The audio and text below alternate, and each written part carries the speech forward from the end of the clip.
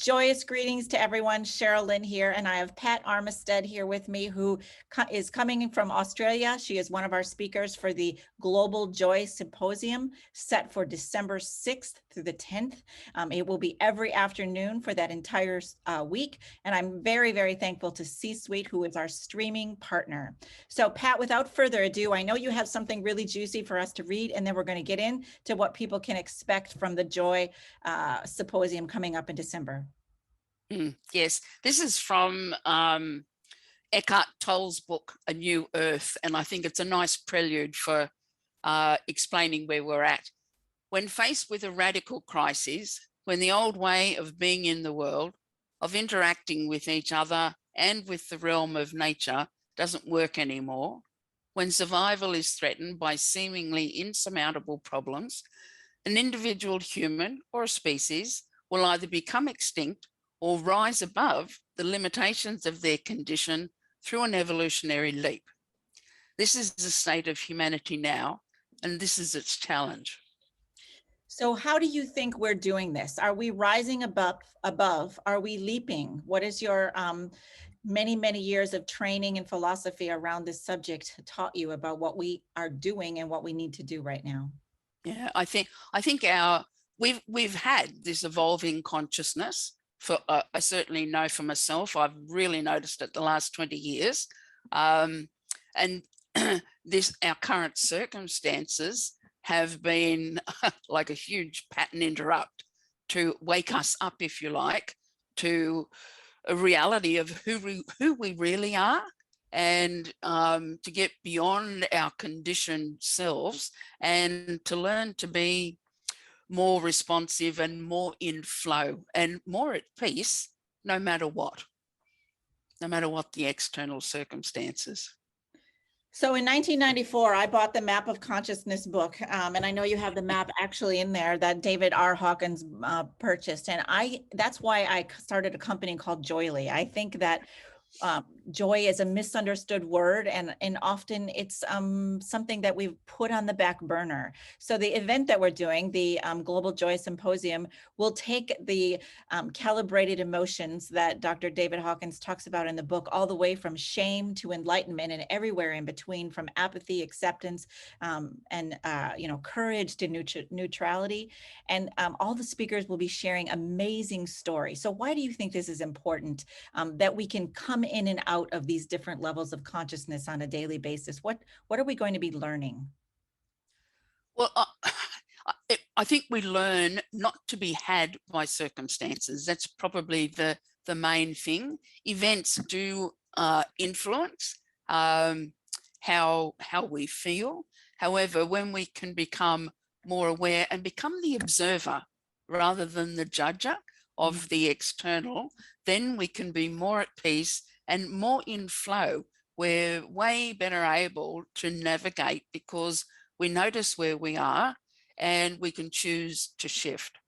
So we're much more at will and using our will to be at choice, to be choosing. Absolutely.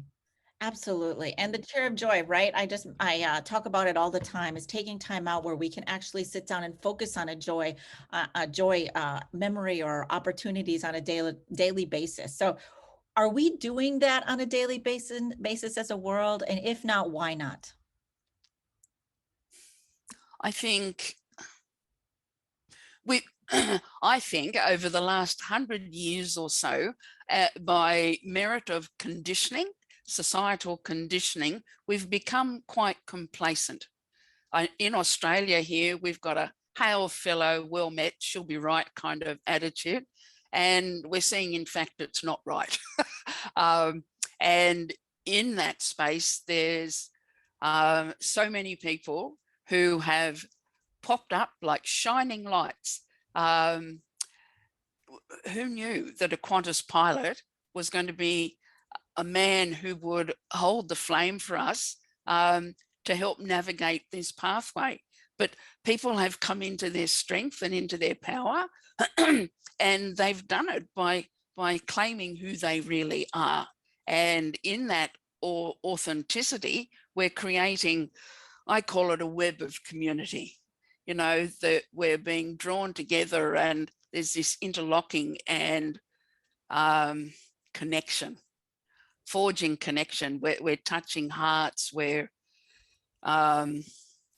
gathering tribes in a way that I think we have not in the past, especially more Indigenous communities have done it and done it well.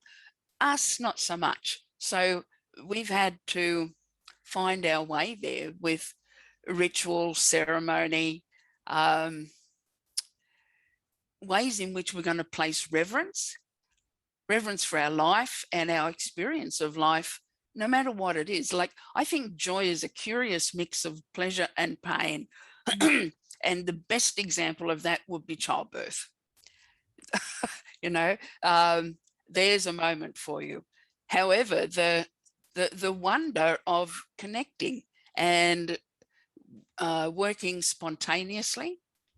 I had a conversation with a client yesterday, and he told me his wife had had a stroke, and they're not very old. And so I immediately knew I had a cartoon that would suit, and I had the cheek to send it to him to give to his wife.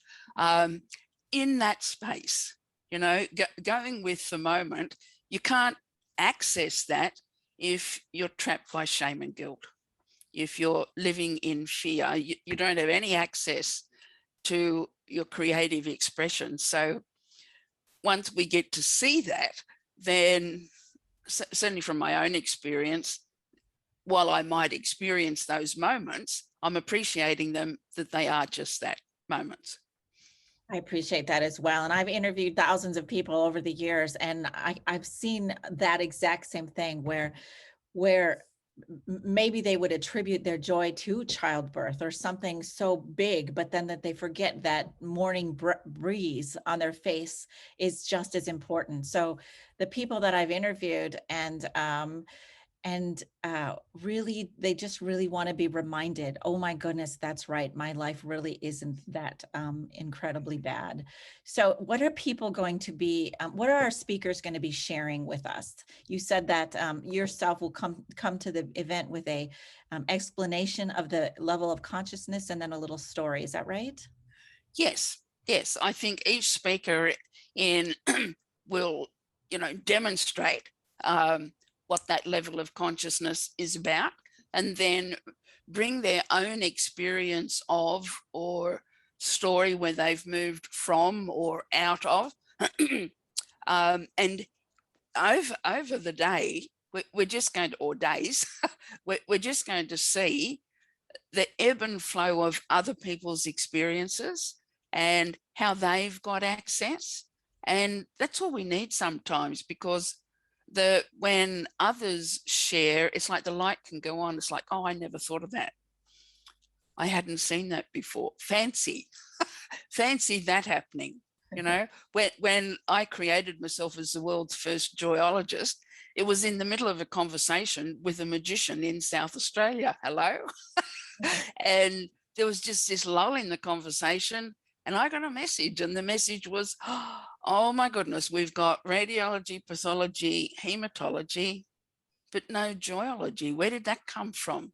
So being open and in flow gives you access to creative input. We can connect to source and access the divine, if you like, in whatever fashion that might be for individuals, but we're open to receive, which is amazing. Absolutely. And thank you. This is part of our getting to know the speaker. And we have Jim Wilder coming on next, who basically is talking about anger and says how anger really wrecks our day, right?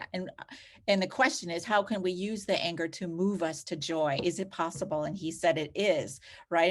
And for each level, you know, what is that speaker going to share with that story? And I can already tell you, I know some of them, and they're so exciting. And I got chills just thinking about what we're going to hear that day. Yes. So, and especially you, my dear, your bright, shining, amazing personality to help create this platform for so many people. I just want to thank you very, very much for being part, and I cannot wait till December 6th through the 10th.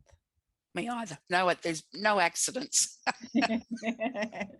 So let's all bring our friends to December 6th to 10th. It's going to be really, really fun to listen to in 2021. And the Global Joy Symposium is just the beginning of many, many activities that the World Council is Yes. doing. So thank you very much. And we'll talk again very soon.